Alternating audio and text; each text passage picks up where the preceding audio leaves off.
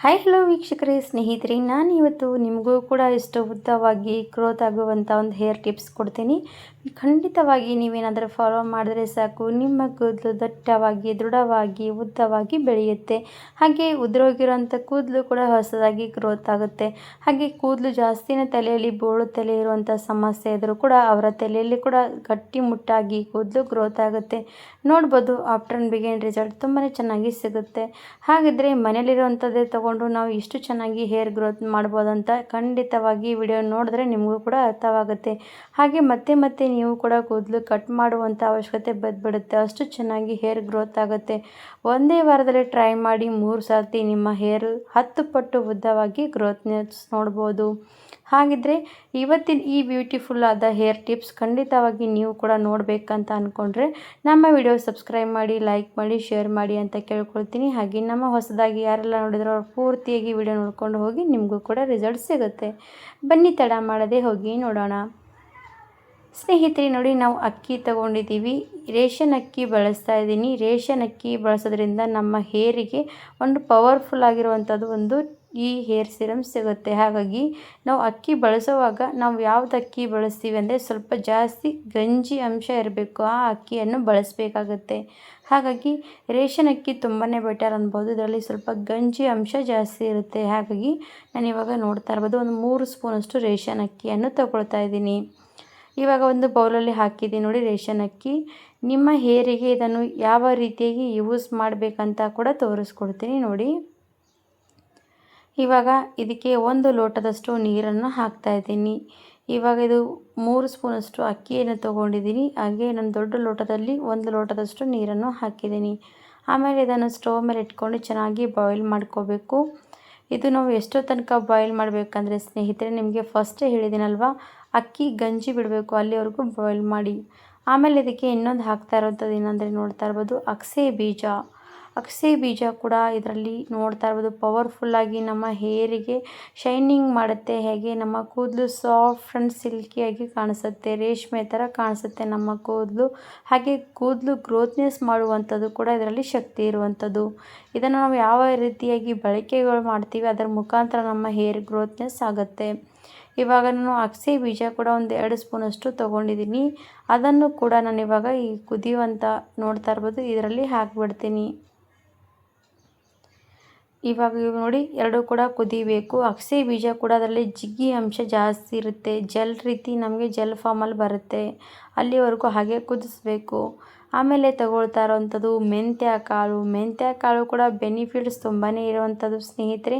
ನಮ್ಮ ಹೇರಿಗೆ ತುಂಬಾ ಒಳ್ಳೆಯ ರೀತಿ ಗ್ರೋತ್ ಆಗುತ್ತೆ. ಹಾಗೆ ನಮ್ಮ ಕೂದಲು ಕೂಡ ಚೆನ್ನಾಗಿ ಬುಡದಲ್ಲಿ ಸ್ಟ್ರಾಂಗ್ ಮಾಡುತ್ತೆ ಸ್ನೇಹಿತರೆ. ಹಾಗಾಗಿ ನಮ್ಮ ಮೆಂತ್ಯ ಕಾಳನ್ನು ಯೂಸ್ ಮಾಡಬೇಕಾಗತ್ತೆ. ಮೆಂತ್ಯ ಕಾಳು 1 ಸ್ಪೂನಷ್ಟು ಹಾಕಿದ್ದೀನಿ. ಇವು 3 ಕೂಡ ಚೆನ್ನಾಗಿ ಬಾಯ್ಲ್ ಆಗಬೇಕು. ಎಲ್ಲಿವರೆಗೂ ಅಂದರೆ ಸ್ನೇಹಿತರೆ, ಆಲಿವೇರಾ ಸ್ವಲ್ಪ ಅದರಲ್ಲಿ ನಾವು ಕುದಿಸ್ತಾ ಇರುವಂಥದ್ದು ಜೆಲ್ ಎಲ್ಲ ಬರಬೇಕು. ಆಲಿವೇರಾ ಜೆಲ್ ಯಾವ ರೀತಿ ಇರುತ್ತಲ್ಲ ಆ ಜೆಲ್ ಫಾರ್ಮಲ್ಲಿ ರೆಡಿ ಆಗಬೇಕು. ಆಮೇಲೆ ಇದಕ್ಕೆ ಸ್ವಲ್ಪ ಕರಿಬೇವು ಯಾಕಂದರೆ ಏಜ್ಗಿಂತ ಮುಂಚೆನೇ ನಮ್ಮ ತಲೆಯಲ್ಲಿ ಬಿಳಿ ಕೂದಲ ಸಮಸ್ಯೆ ಬರ್ತಾ ಹೋಗುತ್ತೆ. ಆ ಸಮಸ್ಯೆಗೆ ತಡೆಗಟ್ಟುವಂಥದ್ದು ಈ ಕರಿಬೇವು. ಹಾಗಾಗಿ ಫ್ರೆಶ್ ಆಗಿರುವಂಥ ಕರಿಬೇವಿನ ದಳದಲ್ಲಿ ಹಾಕ್ಕೊಂಡು ನಾವು ಇದನ್ನು ಬಾಯ್ಲ್ ಮಾಡಿ, ಇದನ್ನು ಹೊರಗಡೆ ಹೋಗಿ ತಂದರೂ ಕೂಡ ಇಷ್ಟು ಪವರ್ಫುಲ್ ಆಗಿರುವಂಥ ಹೇರ್ ಸೀರಮ್ ಆಗಲಿ ಹೇರ್ ಪ್ಯಾಕ್ ಆಗಲಿ ಸಿಗಲ್ಲ ಸ್ನೇಹಿತರೆ. ಯಾಕಂದರೆ ನ್ಯಾಚುರಲ್ ರೀತಿಯಾಗಿ ಮನೆಯಲ್ಲೇ ಮಾಡ್ತೀವಿ, ಅದು ನ್ಯಾಚುರಲಾಗಿ ನಮಗೆ ರಿಸಲ್ಟ್ ಬೇಗನೆ ಸಿಗುತ್ತೆ. ಹಾಗೆ ಹೊರಗಡೆ ತರುವಂಥ ಕೆಮಿಕಲ್ ಪ್ರಾಡಕ್ಟ್ನಿಂದ ನಮ್ಮ ಕೂದಲು ಹಾನಿ ಮಾತ್ರ ತುಂಬಾ ಆಗುತ್ತೆ ಸ್ನೇಹಿತರೆ. ಈಗಿನ ಜನ್ರೇಷನಲ್ಲಿ ನಾವು ಕೆಮಿಕಲ್ ಪ್ರಾಡಕ್ಟ್ ಯೂಸ್ ಮಾಡೋದ್ರಿಂದ ನಮ್ಮ ಕೂದಲಿಗೆ ಎಷ್ಟೆಲ್ಲ ಹಾನಿ ಉಂಟಾಗುತ್ತೆ ಅಂದರೆ ಕೂದಲು ಉದುರುವಂಥ ಸಮಸ್ಯೆ, ತಲೆಯಲ್ಲಿ ಹೊಟ್ಟಿನ ಸಮಸ್ಯೆ, ಇವೆಲ್ಲ ಕೂಡ ಅದರಿಂದನೇ ಆಗ್ತಾ ಇರುವಂಥದ್ದು ಸ್ನೇಹಿತರೆ. ನಾವು ಎಷ್ಟು ನ್ಯಾಚುರಲ್ ರೀತಿಯಾಗಿ ನಾವು ಬಳಕೆ ಮಾಡ್ತೀವಿ ಅದು ನಮಗೆ ನ್ಯಾಚುರಲಾಗಿ ರಿಸಲ್ಟ್ ಕೂಡ ಫಾಸ್ಟಾಗಿ ಸಿಗುತ್ತೆ. ಇವಾಗ ನೋಡಿ, ಚೆನ್ನಾಗಿ ಬಾಯ್ಲ್ ಮಾಡ್ತಾ ಇರುವಾಗ ನೋಡ್ತಾ ಇರ್ಬೋದು ಜೆಲ್ ಫಾರ್ಮಲ್ಲಿ ರೆಡಿ ಆಗ್ತಾ ಇರುವಂಥದ್ದು. ಇದೇ ಜೆಲ್ ಫಾರ್ಮಲ್ಲಿ ಪೂರ್ತಿಯಾಗಿ ಇನ್ನೂ ಸ್ವಲ್ಪ ರೆಡಿ ಆಗಬೇಕು. ನಾನು ದೊಡ್ಡ ಲೋಟದಲ್ಲಿ 1 ಲೋಟದಷ್ಟು ನೀರನ್ನು ಹಾಕಿದ್ದೀನಿ. ಅದು ಅರ್ಧ ಲೋಟದಷ್ಟು ಫಾರ್ಮಲ್ಲಿ ಬರಬೇಕು, ಅಲ್ಲಿವರೆಗೂ ಕೂಡ ಕುದಿಸ್ಕೊಳ್ಳಿ.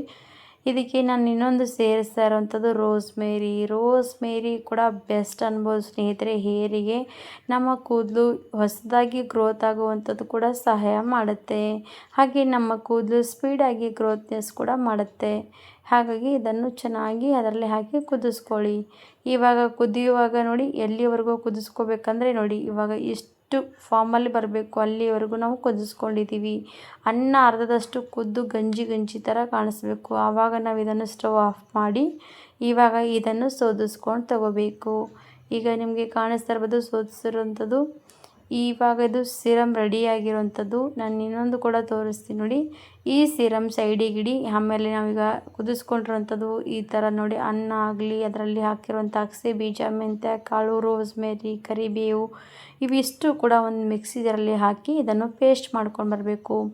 ಯಾಕಂದರೆ ಇದು ಬಿಸಾಕೋ ಬದಲಾಗಿ ಈ ಪೇಸ್ಟ್ ಕೂಡ ನಮ್ಮ ಹೇರಿಗೆ ಯೂಸ್ ಮಾಡಿದ್ರೆ ಸಾಕು, ನಮ್ಮ ಹೇರ್ ನೋಡಿದ್ರೆ ಸಾಕು ಎಷ್ಟು ಉದ್ದವಾಗಿ ಗ್ರೋತ್ ಆಗುತ್ತೆ. ಅಂದರೆ ಈ ಹೇರ್ ಪ್ಯಾಕ್ ತುಂಬಾ ಒಳ್ಳೆಯ ರೀತಿ ಕೆಲಸ ಮಾಡುತ್ತೆ ನಮ್ಮ ಕೂದಲಿಗೆ. ಇವಾಗ ಇವೆರಡೂ ಯಾವ ರೀತಿಯಾಗಿ ಹೇರಿಗೆ ಬಳಸಬೇಕಂತ ಹೇಳ್ಕೊಡ್ತೀನಿ ನೋಡಿ ಸ್ನೇಹಿತರೆ.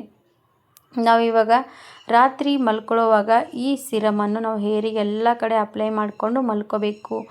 ಇದನ್ನು ನಾವು ರೆಡಿ ಮಾಡಿರೋಂಥದ್ದು ಈ ಪ್ಯಾಕನ್ನು ಬೆಳಗ್ಗೆ ನೀವೇನು ಮಾಡಬೇಕಂದ್ರೆ ಇಲ್ಲ ಫ್ರಿಜ್ಜಲ್ಲಿ ಎತ್ತಿಟ್ಕೊಂಡು ಬೆಳಗ್ಗೆ ನೀವು ಈ ಥರ ಪ್ಯಾಕು ಮಿಕ್ಸಿಯಲ್ಲಿ ಹಾಕ್ಕೊಂಡು ನೀವು ತಲೆಗೆ ಹಚ್ಕೊಂಡು ಇದನ್ನು ಒಂದು 2 ಗಂಟೆ 1 ಗಂಟೆ ಬಿಟ್ಕೊಂಡು ನೀವು ವಾಶ್ ಮಾಡ್ಕೋಬೋದು. ಇವಾಗ ನೀವು ಅಂತೀರ ಸ್ನೇಹಿತರೆ ರಾತ್ರಿ ಇದನ್ನು ನೆನೆ ಹಾಕಿಟ್ವಿ ಅಂದರೆ ಬೆಳಗ್ಗೆವರೆಗೂ ಕೂಡ ನಮಗೆ ಸ್ಮೆಲ್ ಜಾಸ್ತಿ ಬರುತ್ತೆ ಅಂತ ಅಂತೀರಲ್ವ.